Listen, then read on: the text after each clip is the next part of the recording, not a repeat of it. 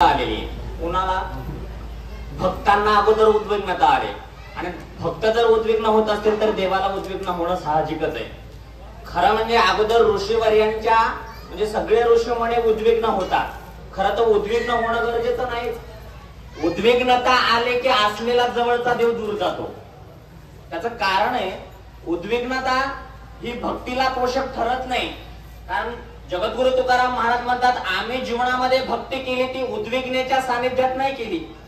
भक्ती आम्ही केली सांडोने उद्विग्न पावलो या संग सुख याचे. भक्ती करत असताना उद्विग्नेचा त्याग करावा लागतो. उद्विग्नता ज्यावेळेस संपुष्टात येते त्यावेळेस भक्ती परमोच्च तत्वाला प्राप्त होते. आणि तशी जर भक्ती प्राप्त झाली तर मग भगवंताचा संग घडतो. आणि एकदा का भगवंताचा संग झाला की मग सुख झाले आम्हा धरिता याचा संग आणि पळाले उद्वेग सांडून या. उद्विग्नता कामाची नाही. अगोदर सगळे ऋषीमुनी उद्विग्न झाले याचा अर्थ दुःखी झाले. खरं तर दुःखी व्हायची गरज नाही. एवढा मोठा भगवान परमात्मा सानिध्यात आहे. दुःखाची काय आवश्यकता आहे. पण नाही कळालं उद्विग्नता आली भगवंतापासून ते पदच्युत होणार आहे. त्याचं कारणही जाबल्य ऋषीने सांगितलं की रामा इथे कोण आहेत तर हे राक्षस लोक आहेत. हे राक्षस लोक तुमच्यावरती रात्रीचं घाला घालणार आहेत.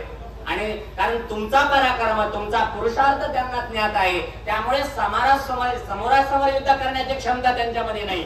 म्हणून ते रात्रीचा तुमच्यावर घाला घालून तुम्हाला मारणार आहेत आणि सीतेचा हरण त्या ठिकाणी करणार आहेत. अशा पद्धतीने ते महाराज म्हणजे सांगू लागलेले आहेत. निकट वनाती गहन आतर्के तर्के ना गुप्त स्थान फळ फळ गंगा जीवन विश्राम स्थान. आणि हे जी वन आहे ना याच्यामध्ये खूप अशा प्रकारचे गुप्त स्थान आहे. असे ठिकाण आहेत की त्या ठिकाणावरती जर एकदा गेल्यानंतर पुन्हा कुणालाही कधी काही कळणार नाही असे गुप्त आणि गुह्य असणारे स्थान आहेत. कपाटे आहेत, कड्या आहेत, कपाले आहेत. आणि या जंगलामध्ये या वनामध्ये जनस्थानामध्ये फळमुळं देखील मुबलक प्रमाणामध्ये आहेत. असं त्या जनस्थानाच्या संबंधाने माहिती त्या ठिकाणी जाबाली ऋषी भगवान प्रभू रामचंद्राला देतात.